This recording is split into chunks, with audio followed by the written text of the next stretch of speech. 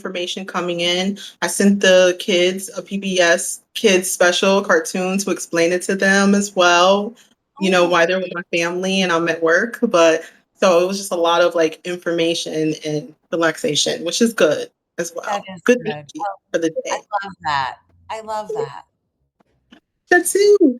So let's just dive in Okay, let's. on what's the story behind you writing your book? Because being a mindful coach and a yoga coach and you working at Rikers, Mhm. how did the book come about? So there were a couple of things. I had it's about my own spiritual journey because I had a whole other life and career before I started teaching meditation and yoga, and my life kind of fell apart, and because of a personal tragedy, which I talk about in the book. And then after I sort of gathered myself spiritually and emotionally and started really practicing yoga, I wanted to volunteer at Rikers. And when I was at Rikers, I would write like little posts about what the class was like and what we did because I wanted to shine a light on what was going on inside. And so many people responded to that and they were like, you have to turn these into a book. So that was sort of like part one. And then part two, a really good friend of mine, one of my best friends, said, you need to be talking about how you're living the life now and how it's so different from the life that you thought you were going to live. So I put those two things together. I love, especially because, the passing of your father, going through Mhm, that grief, mhm. and then everything kind of dismantling and crumbling from work and everything. I can relate. My first book I also wrote going after a divorce, pregnant with my first child, had to Mhm. move, to start over, and it kind of pushed me to my spiritual journey. And it was so funny. When I was 18 year old, I actually found a journal where I said I'm not ready for my spiritual journey. I wrote it out, and at this time, I was like, I'm ready because I want to make sure I'm at my highest for my daughter. So Mm. let's do it. And it, Yeah. it just kicked into overdrive. And it's Yep. like the most painful experience. Mhm. But I took all the grief and sitting in it and experiencing it, Mhm. and didn't know what was going to come out the other side. And Yeah. I love that, listening to your interviews as well. You were like you were okay with sitting in the grief. Yeah, I was. I wasn't always though. I used to be really uncomfortable in my skin, I think for a lot of reasons. I'm an introvert. I'm a really big introvert and there's so many people who would not believe that because I was really good at masking. And introverts weren't really acceptable. It wasn't okay to be quiet. You had to speak up and then, you know, being a young black girl in a predominantly white neighborhood and schools, I had to speak up all of the time to be seen. So I was constantly masking with this extroverted personality. And so I think I secretly became resentful. You know, there's a lot of labels that you get when you're like the black girl in a white school and all these things, but truthfully, you become so militant because you live with microaggressions that are just digging at you. The subtle racism, the overt racism. So I think a lifetime of swallowing so much made me very angry and resentful. And then I put up a wall because I didn't want to get hurt. And so putting up that wall, nothing could get in, but nothing could get out. So I was just suppressing all of the time. So by the time that it was somebody who was close to me who I dated off and on for years, he got killed in Iraq. And that's what sent me on this journey because I pushed down the grief and I did all of the things that you're not supposed to do when you're grieving. I got a new job and I decided to get engaged. Like the biggest things that I could do, I did. And then it all fell apart. I got fired and then I canceled my wedding 3 weeks before I was supposed to get married because it was a terrible mistake that I was making. And I found myself absolutely without anything.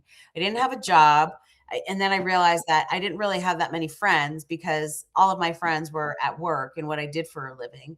So I was by myself and I found myself in a yoga class. And a teacher said, you can change or be comfortable, but you can't do both things at the same time. And I knew that I was gonna be different, and that's when I decided to really do this spiritual work and figure out who I was as a Black woman, as a queer woman, as somebody who didn't wanna have all of this hate in her heart and who was so afraid of getting hurt. Oh, to sit in that is also brave, I feel. It's very uncomfortable. It feels like a snake shedding its skin in a lot Mhm, of ways. mhm. It's a lot of unknown. Um, and it's so interesting to, I don't know if you experience this, but it feels like little omens come to you on your path to like Yep. set you and guide you. And that's really beautiful in itself because even though you have to do this alone, you're making this decision, but it's like you get the little guides throughout Yes. it, kind of curving you through your way. So, Absolutely. There was somebody who called them like with the whispers. And sometimes it's whispers, whether it's a voice or really listening to my ancestors or something that pops up in my path that I yeah. resonate with. And I've learned how to pay attention to those because the truth is, as a kid, I was actually really curious about who I was and what this was all about. But I didn't grow up in a household that was like religious or spiritual. So these were questions I was kind of just asking myself. And then I got away from that. So when my life really kind of fell apart on me, I think, got back to who I was as much as rediscovering who I was as this, this older woman who was on this path.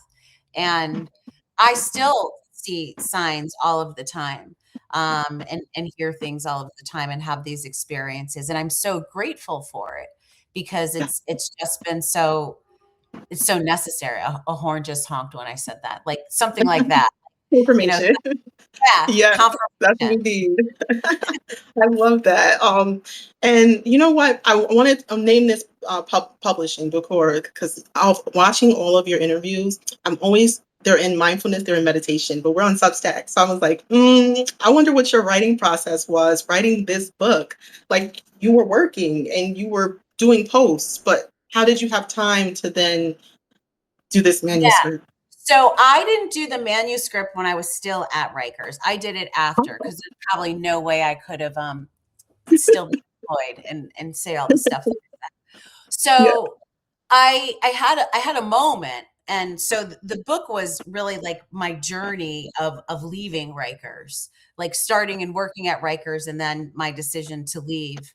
And writing it was both exhilarating and um, terrifying and really hard and challenging. And I think even before writing the manuscript, writing the proposal, because, when you're writing a nonfiction book that you want to get traditionally published, you don't write the manuscript, you write a proposal about what you want your book to be about.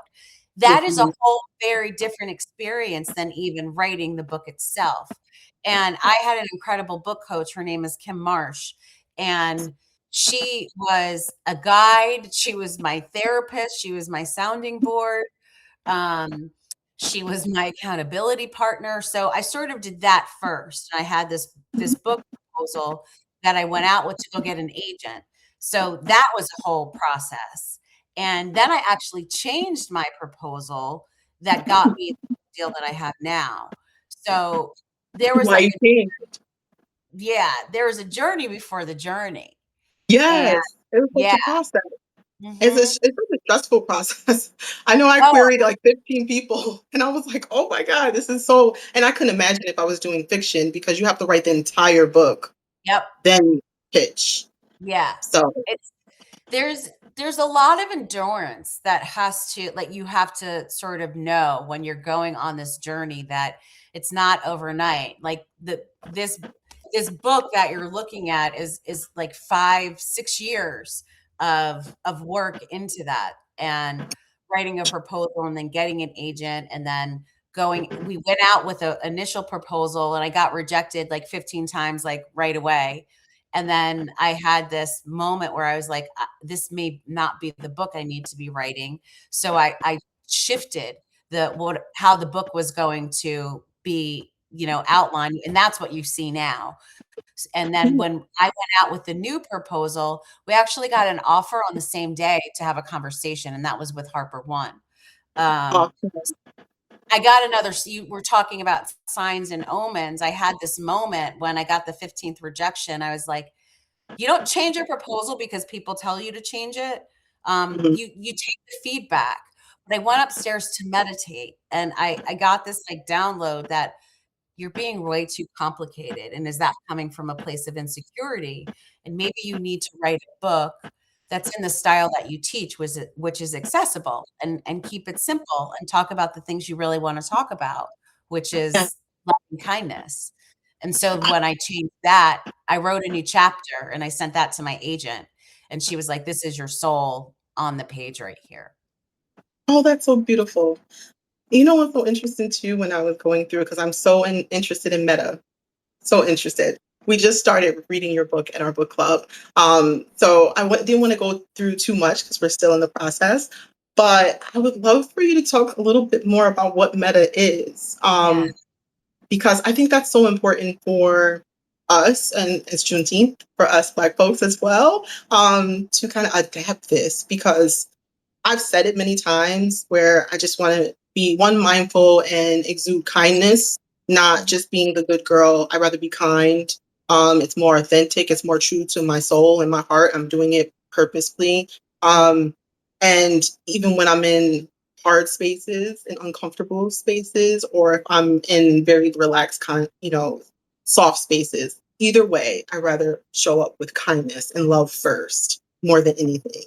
And Absolutely. when you explained Meta, I was like, this is why I needed to talk to her even more selfishly. Like, could we get into that? Yes, we absolutely can. And metta is the Pali word for loving kindness, right? It comes from Buddhism.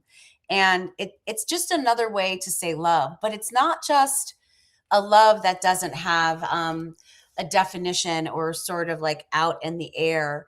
It's a very specific kind of love that starts with ourselves and it expands outward and it's infinite. And in Buddhism, it's actually one of the four qualities of the heart that is also partnered with compassion, sympathetic joy, which is like having joy for another person, and then equanimity. And this is how I live, and I didn't always live that way. So when we offer loving kindness, we start with ourselves, and then we include a loved one, and then we include someone that we don't know really well. We call it like the neutral person or the familiar stranger. And then we include difficult people.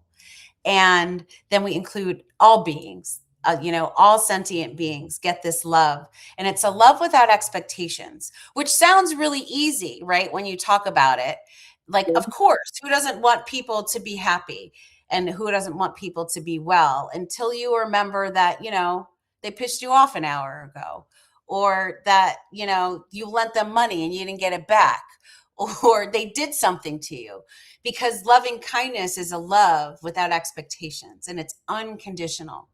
And metta isn't so much about loving people, it's noticing what gets in the way of how we love people and how we love ourselves. And that's the real work. Like, of course, I want to say I love you, but what gets in the way of that? And can I find ways to address that in my own heart that allow me to show up in the world and be more authentic? And it doesn't mean no boundaries either. Like, I think sometimes people think that loving kindness means I'm supposed to love everybody and be okay with what everybody does. And that's not it either. And in fact, when we have boundaries, I think that's an act of love. When I'm like, I love you so much, I can't be in community with you right now because of what you're doing. That's how much I love you. Because if you're hurting me, you're also hurting yourself. Yes. I love that. And this is why I wanted to go into more of like your experience with Rikers, because they're coming in with their experiences and why they're there.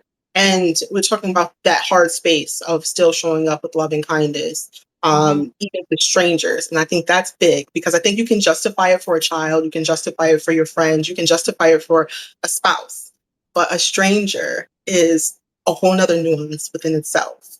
Hmm. um, how did it shape your uh, experience with Hmm. mindfulness and showing up in Rikers with Yeah.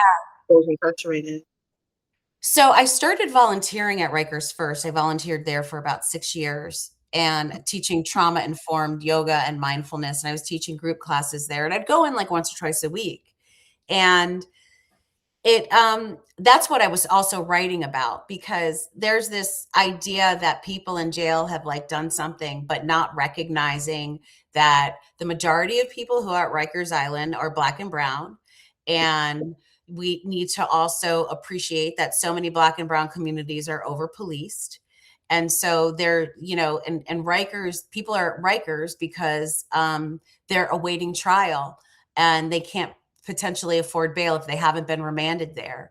So I wanted to also, when I was like writing these Facebook posts and Instagram posts, really talking about like, I want people to understand what people are dealing with when they're there. And when I was working there full time, I was working primarily at the women's facility. So I was working with women, I was working with trans folks, and with men who didn't feel safe in the men's jails. So I was working with a whole bunch of people and non-binary folks too. And I helped to spearhead a wellness program at Rikers with an incredible acupuncturist and a wellness coach. And we were supposed to be addressing issues like anxiety, insomnia, and somatic issues. But what I really thought it was about was being in community with people and really being with people at potentially the lowest point in their life, when they're completely separated from family, completely separated from everything that they have and everything that they are, and agency is stripped away. And so being the mindfulness coach at Rikers wasn't really yes, it was about teaching people practices, but it was about bearing witness to people and about sitting with people. I think that's what it was really about. And for a while it was great. Like I think on an individual level it was really powerful. Yeah. Over time though, there's only so much any soul can take going inside, the belly of white supremacy day in and day out, and bearing witness to emotional, physical, and spiritual violence. And even despite me having all of the tools that I had, it just became too much, because those places shouldn't exist and it should be burned down to the ground. And when it is, I will eat popcorn watching it happen. That's a whole nother conversation that we can have one day. But it changed me because it's also very complicated being inside a place like that. There are officers, and I used to have a really reductive view, like officers were on one side and then, me and my yoga mat of social justice were on the other, which is just ridiculous. But life is more complicated. I met a lot of officers who are really incredible people. I met a lot of folks who were incarcerated who I loved, and some who I did not. And I realized working there that I didn't have to like people to love them. That changed my life. You don't have to like people to love them unconditionally. That liberated me from this idea of having to agree with what everybody says, or having people agree with me. I don't actually even think I'm particularly likable, and I don't say that to fish like, "Oh, no, you're fine." No, that's not what I'm talking about. What I'm talking about is, if I can be rooted in love, I don't have to like you, and I don't have to worry about liking you, because I already know that I unconditionally love you. It doesn't mean that I won't change. Like if something happens and you try to hurt me, it doesn't mean I'm not going to defend myself and do all of those things. But getting caught up in preferences is something that I really let go of when I was at Rikers. And that was really powerful for me. Well, the biggest thing to when you said, I don't have to like you to love you. We're in social media where everyone wants to be liked. Chasing likes. Chasing likes. And we want that instant gratification. You have to agree with me. You can't challenge me. You can't push back. Yep. Then that means you're my people. And that's not necessarily where even growth comes from either. Right. It's a pushback all the time for that growth to happen. So timing is so essential for you in the 5 years of your process because there's such a shift with even dating, and it's affecting families, it's affecting relationships. We're not having kids anymore because even just from the root of likability. You have to like me. You have to agree with me. You have to be on my terms all the time. If not, then it's a no. Mhm. And we need to be rooted in that love. We do. And I know that might sound really trite to people because instantly everybody's going to go to the extreme. Well, what about those people over there? And can we not just talk about that for a second? Can we just talk about the person that you're annoyed with who didn't like your post on social media? Like, let's go to your immediate world where you're in conflict with people because they said something that you don't agree with. Like, we have lost nuance, and it's so important that we bring nuance back. Even in movements, people are requiring that everybody be on the same page about everything all of the time. And if they are not, they're like a traitor to the movement. And that is so harmful. We need healthy conflict. We need an ability to disagree so we can allow ourselves to either be rooted in our beliefs, right? If you can disagree with somebody and say, no, no, I really believe that. Or you allow yourself to be open to nuance and not agreeing with somebody. So you can say, oh, I can let in something new. If you are so closed off to saying, this is what I believe all of the time, you don't allow yourself to be open to new ideas and you don't allow growth to happen. And I think that's important from, a political standpoint, but even spiritually, it's so important for me. Like, faith is about rooting down when you have doubt. And that's about, when we disagree with something, we can really rely, no, I really believe this, or am I being told something else? Or is my faith telling me to go into a new direction and that I need to shift and change? So that is why I think when we're getting so hooked onto preferences, that it's not about faith. It's not about spirituality. It's about, I'm holding on to this so tightly because if I let it go, I'm afraid of what will happen. And whether that fear is, I don't know if I'm going to be okay, or I'm afraid I'm going to get hurt, or I'm afraid of something else. There's something underneath that needs to be investigated. Yes. I think the fear is the biggest part. Honestly, it's on top of the lid and it's fastened really quick, and then we will make it pretty and just say like, okay, well, I'll just find my people. I'll go to this corner, find all the people who agree with me, and as long as they agree with me, and as long as they relate to me, and as long as they don't challenge me, then this lid stays really tight, and we never have to go into my mommy issues, my daddy issues, that time that guy dismissed me, that girl rejected me, or that person in school bullied me. We don't have to uncover that. We can just leave this lit tight. And then social media is going to validate every single thing of me. And when going on my spiritual journey, it's so interesting what happens when you just turn that lid, take it off, and you dive in to all those layers. I dealt with my bully, I dealt with my mom, I dealt with my dad, I dealt with my failed marriage, I dealt with being a single mother. I was like, let's just do it. Let's just uncover it. Because healing it all feels feels like a warm bath. Mhm. It just does. Like you just want to stay in that warm bath with the bubbles and the candles there. And it's just like, girl, you did it and now you can relax. Yep. That's how I felt after taking off that lid and uncovering everything.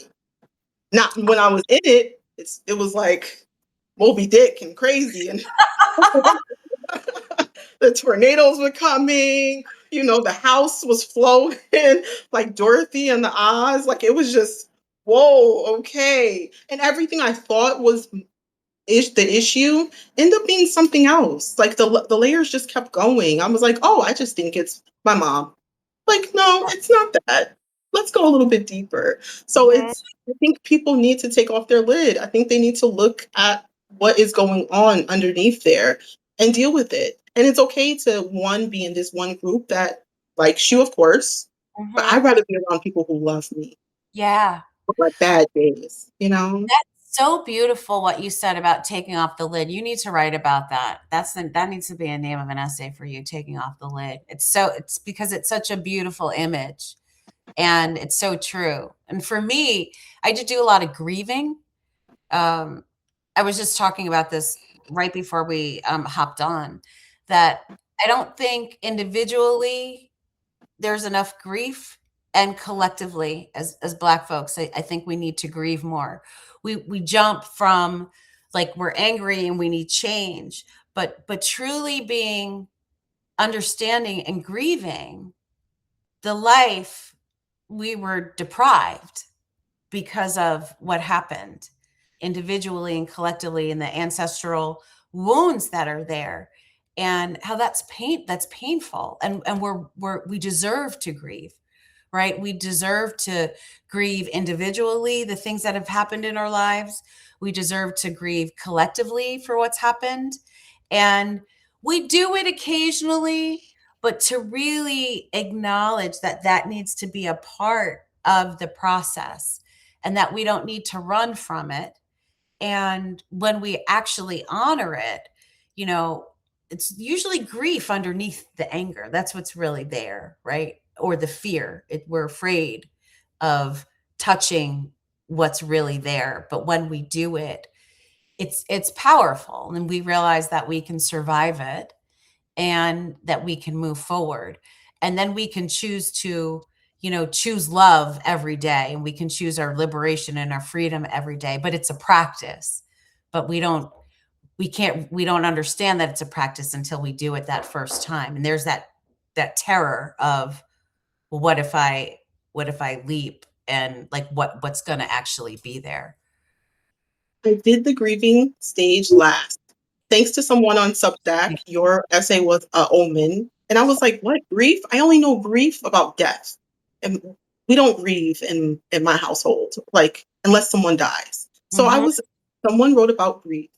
And I was like, oh, this is why I feel I'm healed. I feel in a lot of ways. I did the work, but like, didn't feel good Mm. yet. And I was like, there's something missing. And it was that part, the grief. And I was like, oh, so let me go researching what this is. Cause I heard of like the 6 or 7 steps of grief, and I only associated with someone dying. Yeah. And I was like, well, yeah, my old self died. So I need to grieve her and Right. everything that she came with her. And I didn't never think about that until Substack.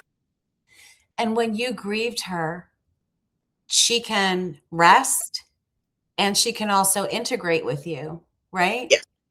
Yes. I used to judge the old me before I found a spiritual practice. And, I thought, like, oh, I'm on this spiritual path. It feels so great. And then I had a moment of, oh my gosh, I'm so old. Why didn't I do this before? And I almost like shamed that woman before, that younger woman, but she was doing the best that she could with the tools that she had. Yeah. And grief let me acknowledge her and be like, you're okay. Like, go play, go do the things that you want to do. Like, I got this now, and you can come visit. But it was such an important part. And like, I let myself cry openly, and I would never do that before. You know, I would cry privately, or not cry at all, because I was told I was like very sensitive, and I cried a lot as a kid. So I learned how to stuff it down. But if I'm moved by something even beautiful, I allow that to come out, and not just associating tears with grief either. Right. And Yeah. that grief is also beautiful, because I'm grieving something because I loved it. There was Yeah. love for whatever it was that's not there anymore. And that's also just a part of the cycle of things, and finding, even when it hurts and there's pain, there's also something really lovely there that I allow myself to acknowledge that I didn't before. And I think I feel more integrated than I ever have. Like, Yeah. really full. Your line, it seems like your thread of line is self-love for you personally, as you are helping others on their journey and meeting them where they are. Um, but I love that you got to your integration, loving yourself, loving your old self, loving the little kid you as Mhm. well, and then the adult. And I think that acceptance is the truest form of love in a way. The It is. truth. And don't Exactly. get me wrong, I'm still a jerk sometimes, right? Like this is See, see, you can I ask my am not. partner. She's in the other room. She'll be like, "Yeah." She, My daughter would be like, yes, she is. She is a pain in my behind. And I'm still dealing with that little girl because yeah. very similar to you, I shut everything down. I'm a Scorpio as well. Like I don't. They were like, why you don't even cry at funerals? Like this is scary. I'm like, I cry by myself. um, but because my mother taught me, like, hey, suck that up. I don't Uh-huh. know because it'll make her emotional, and she Yep. doesn't want to be emotional and vulnerable. Yep. And so, even my mother at this age, in her close to her 60s now, when she cries, everyone's like, my Yeah. mother, I was like, she's coming into herself. Like, Yep. she doesn't Yep. care anymore. It's okay for her to cry. And like, she's holding space for that. And it's so beautiful too when, even if you dealt with what you needed to deal with and, being a single mother of two, my mother, she had to be tough. And so now you're sitting with your grandbabies and your kids are grown and you could be vulnerable. Yep. And you don't have to have the black strong woman Mhm. label anymore. It's actually beautiful, to be honest, because my daughter Pisces is like, I love that everyone is just crying. Everyone's sensitive. Like, we needed you like 20 years ago, okay? Oh, But that's my biggest omen for me that to peel away. that's so Yeah. beautiful. I used to be able to I thought like bearing witness to women being able to start to love themselves at a place like Rikers was really sacred work.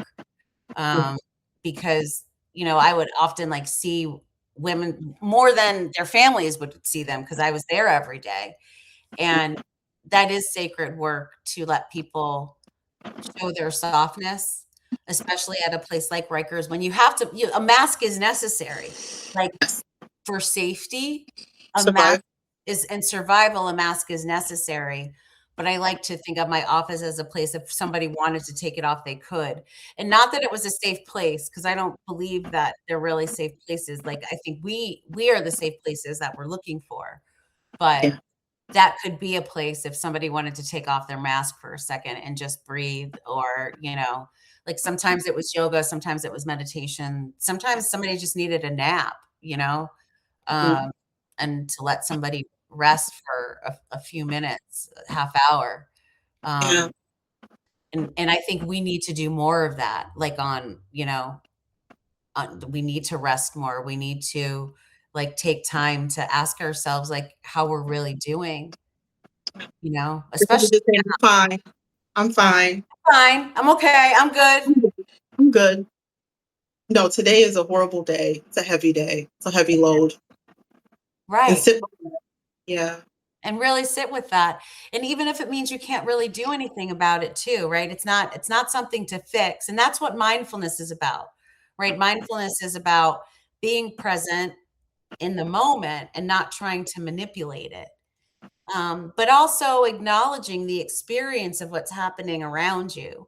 And like, yes, it's really heavy today. It's really hard. I'm really tired. I don't know what comes next. But if I can sit and take some time to not be distracted by everything, we give ourselves a chance to pause. And Yeah. with that pause, we can respond to our lives rather than reacting to it all of the time and not feeling like life is chasing us, um, or that we're chasing our life. And instead, we're showing up for our lives and making choices about what we want to do individually and collectively. Because when we start to practice mindfulness as a way of life, we recognize like this is not just me, but my life is connected with other people, right?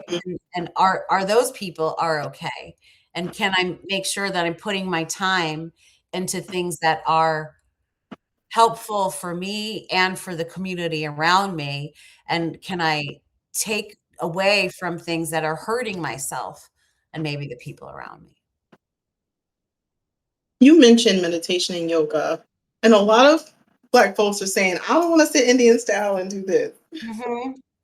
What do you recommend when someone wants to practice yoga or meditation, because I know for me, prior to my daughter, I would just sit in a space, sit in a chair, and just reflect. And Mhm. sometimes try to shut my brain off as well, as much as I Yeah. can. But once I had her, I couldn't sit anymore. This Uh-huh. little girl goes everywhere. So Yeah. I started to just be in the shower and do my meditation there of my reflection. Plus, I love water. I'm a Scorpio. So Mhm. that's how I've been doing for the last 9 years. Do you end up, when you are having sessions with people, of figuring out what works for them and what doesn't work for them? Absolutely. And I love the fact that you're doing water meditation I love because that's but we do it the way that works for our lives. I think there's always this sense that, if I used to even think that meditators looked a certain way and they lived a certain way and that they were all like Buddha on a mountaintop somewhere, and they had all this time to do all this meditation. But when you practice mindfulness and meditation, it's about recognizing that your life doesn't change dramatically once you start practicing, but your response to your life changes. And that's what we're looking to do. And your practice already changed the way that it worked. You used to be able to sit, but you learned how to respond to your life. And then when your life changed, you changed the way that you practiced. Yes. So you were living that mindfulness. And if sitting for 5 minutes a day seems like too much, can you notice and can you practice meditation when you're washing your hands or when you're eating or choosing an activity where you can be mindful? And we should define mindfulness, right? Like mindfulness, as I said, was paying attention. But when we're practicing a mindfulness meditation, we're noticing when we get distracted. That's what mindfulness meditation is about. Noticing when we're distracted and returning to ourselves over and over again.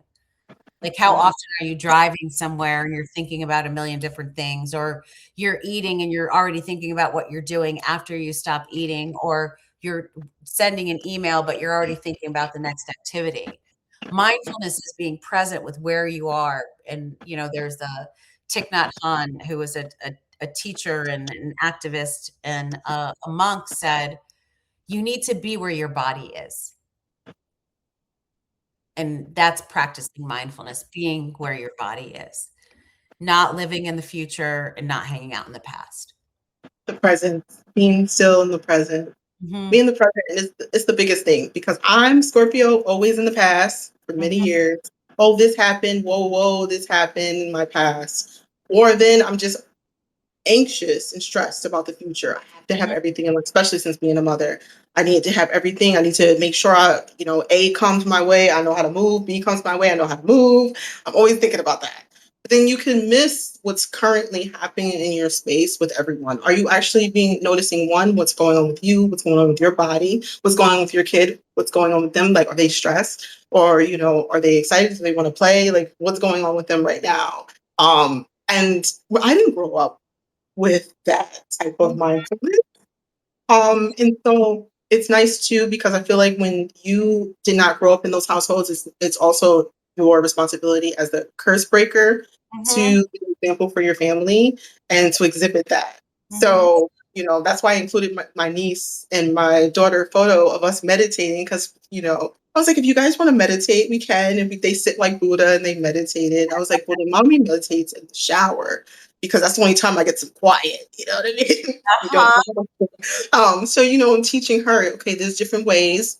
How can you do this? Because when she's a Pisces, her emotions at 10. And Mhm. we have to talk about breath work and mindfulness and being present and talking about, how do you feel? Express how you feel at this age. And I was just like, there's no rule book with this. Going off of intuition Yeah. all the way through. But I was just thinking, sometimes you have to put yourself in the shoes. Like, how did I feel at this age? What did Mhm. I think? I don't know. So let's explore this. Let's figure it out. You know what I mean? You know? Uh, Being present is so important. It really is. It is. And noticing when we aren't, right? And that distraction. And when we're practicing like mindfulness as a meditation, it's noticing when we aren't present and coming back. And it's that, and it's in that moment when we say like, oh, I started thinking about something else. You're never more present than you are in that moment when you're naming the fact that you're distracted. That's that's the most present you are. And so it's impossible to be present all of the time. So that's not even the point. It's recognizing when you aren't. And that's how we start to really build a practice of mindfulness. And that can be done all of the time throughout the day. You can So, practice it for 5 minutes as a meditation, or you can practice when you're washing the dishes. And as you're washing the dishes, do you start to think about something else? And when you do, coming back to paying attention to washing the dishes. That's the practice over and over again. and it's so difficult with this technology It for is. people. So that practice is just necessary to continuously bring you conscious to the present moment. It You is, know, and we owe it to ourselves to try, because I think we have a responsibility to ourselves and to each other to show up. And so yeah, it is. It's hard, but I still think it's easier than not doing it, because that catches up with us, you know? well, And yes, it's just being dedicated. Like, hey, I'm going to do this. This is what I want to do. One, making that first decision, and then you will endure your practice throughout the day, where you're yeah, like, okay, I've absolutely. been sitting here Yes. doom scrolling on Substack for so long. I might want to be conscious of, did I eat? You know, I know I cannot be the only one. Did you eat? What did you do? You're just Oh, working all day long on these devices from I work know. to home, and half the time I skipped a meal by then, and it's like, girl, It's so terrible. I've been I was talking to my mother this morning and saying that I'm ordering a bunch of physical books because I like to listen to audiobooks. I'm a big audiobook person, and you know, I worked in bookstores for a really long time, so I'm a book person. But I started reading on my phone a lot, but I've become just completely attached to my phone. And so this summer I am making a concerted effort to just physically read and not to read on my phone. So I'm actively like severing the energetic cord with my device.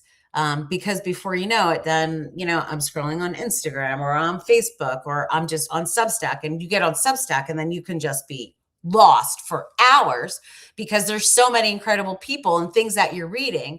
And then before I know it, like, you know, an hour and a half has gone by. yes, I It have to happens to me, schedule. and I'm a meditation teacher. It happens to me. So I mean, it's just devices. it's It work. does, yeah, It's real work, and it's choosing every day to say like, you know what? I'm gonna try today. I'm gonna try for yeah, 2 minutes today. yes, yes. How did you use your mindfulness with writing? Did you write in the morning? Did you You write at know, night? oh, thank you so much for asking that, because a lot of people don't ask that. I I realized how important my whole spiritual practice was with my writing, because when I would write in the morning was my time, and the morning still is my time to write. And you know, I probably write like 6 days a week, and I like to get up at when I worked at Rikers, I had to get up at about 4:35. So I was up at 4:30, and I still get up at about 5 now because it's quiet. It's quiet. But It's not it's there is so much of the world is still asleep, and I feel like I can really listen when it's that early. So I just like it. And where we live, we have a roof deck, and there's a tree that I meditate with. So I sort of, you know, do a little gratitude practice before I get out of bed, and then I go to the roof, and then I write, and that's my time. And I usually have to stop. I'm usually done by 12 if I'm working on a project, and I'll edit after that so I could work all day. But like the writing, the creative process itself, I like to do really early. And my mindfulness practice comes in because when I get blocked or stuck, I know it's not forever, and I don't panic the way that I think I used to before I had a practice. I would panic, like I'm never going to be able to write another word again. But I know this is just part of it. This right now. Yes, yes. Do you do anything to like get out of the block?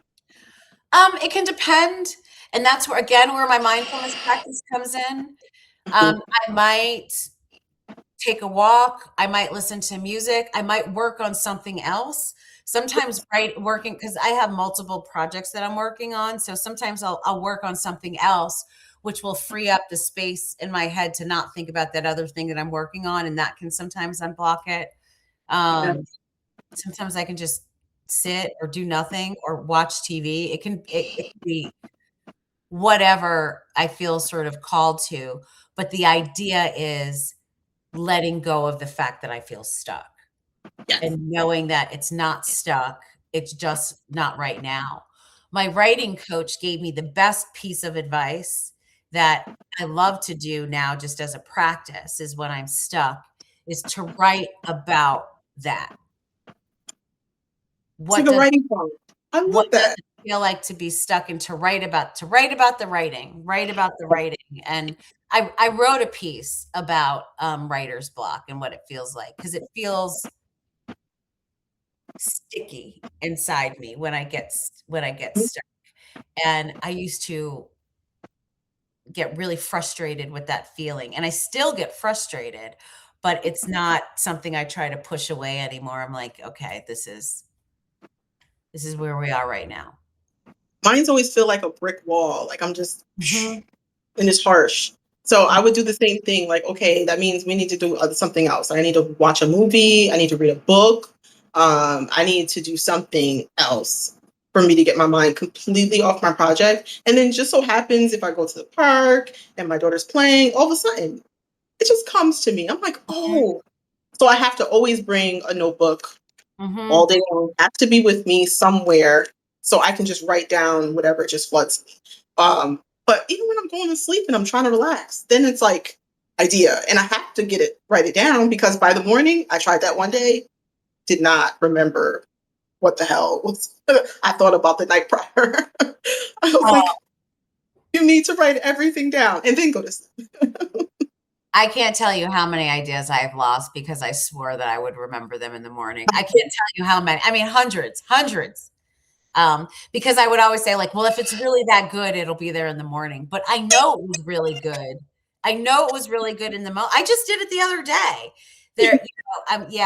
I'm working on a character, and I wanted to write something down for her, and I was falling asleep. And I said, you should just grab your phone and just do a voice note Yeah. and I didn't. And I was like, "Oh, you'll remember it in the morning," and it was gone. I mean, Yeah, was gone. I said the same thing. I literally talked to myself out loud. It's gonna be there in the morning. Just you're so comfortable right now. Don't move. Don't you move. writing a half sentence, I can't remember where I got that from, but when you're writing and especially if you have some block, to write a sentence but leave it unfinished. And you leave the sentence unfinished because your brain will open it up when it sees the unfinished sentence, and it's a way to get moving again. I That is a practice I do all the time. I don't finish a sentence unless I'm finishing a chapter of Yep. something or finishing an act of something. But leaving things unfinished is really really powerful and really helpful for me. Yeah. Speaking of your practices, Mhm. will you said you're doing retreats. Mhm. We can find that on your website, Yes. oneikamaze.com. Um, no, you can find it on my Instagram. So I do half day retreats Mm-hmm. at New York Insight. I'm doing one on July 17th, and that's a gentle yoga half day retreat to build compassion. And then I'm doing a yoga and meditation half day retreat on August 15th at New York Insight. And that's about building equanimity. So I was working with like the four qualities of the heart. And I did one in March or May, I can't remember, but it was about loving kindness. So I did one on loving kindness already, and it was about cultivating loving kindness. And it's really lovely to be in community with people, and it's like yoga for all bodies. It's not like a vinyasa class. It's like gentle movement and lots of resting, lots of laying down. um, and then I'm doing a retreat on forgiveness in September, and that's in the Berkshires at Kripalu, and I'm going to be co-facilitating that with my dear beloved friend Jacoby Ballard, and where it's called the Art of Forgiveness, learning to let go. I'm sorry, we need that. That's a whole nother topic on itself that we need to go into. It's so interesting. Actually, one of my good friends, he's actually incarcerated, and this was a topic that we were talking about not too long ago about letting go and forgiveness. Um, whew, that's a whole nother heaviness to it. That But it's such an important part of loving kindness is forgiveness, especially around the difficult person. When we're the difficult person, when other people are difficult, and it doesn't let people off the hook, but it's letting go of the energy around the situation or the event that happened. And it's really for us to be free. I'll make sure that I post your Instagram for everyone so they can join in. And I'm definitely going to join in because I actually just told someone who's on this live right now that I wanted to do a retreat. I was like, I need a vacation, but I think I need a retreat. There's a difference. I don't want to go, drink on mimosas on the beach. I'm about to go to the beach tomorrow. I need a retreat, just mommy, just by myself, Oh, and zen out. So that would be beautiful. ooh, it would be beautiful. Yes. So I know we're going to wrap up, but I wanted to know, what do you want readers to take away from Sit With Me? I want them to know that they are worthy of love, they're worthy of their own love, and that we're all capable of, we feel lost and we feel alone, but you are loved by yourself and by other people, even if you don't know them. And you can find that inside Sit With Me. And this book is a field guide for that, or for anybody who just feels like they're seeking something right now but not sure what it is. Thank you so much for getting on Substack with me. Thank I'm you looking so forward to much reading your for book. having me. It has been such a joy. I hope you enjoy it. I hope the book club enjoys it. Like, if you have questions too that you want me to answer, like, let me know and I'll answer them for you after you guys do your book club discussion group. Okay, thank you. I appreciate that because we always do a recap Oh, and get everyone's opinion on it. absolutely. So, yeah, Absolutely. And thank things that you you. didn't like too doesn't have to be good. Like, if there's things that you have questions about or pushback, like, let Yeah, me have it. I'm interested. I You appreciate are you. so amazing. I appreciate you. I love you so much. I'm so glad that you reached out to do this. Like, you have no idea. This has been the best way to spend a Friday. Thank you. And happy Juneteenth to Happy you and Juneteenth everyone as well. everybody. Until we're all free, folks. Until we're all free. Yes, on every level, please. Thank you, Nika. Thank you. Take care. Enjoy your week. Thank you. Bye. Bye.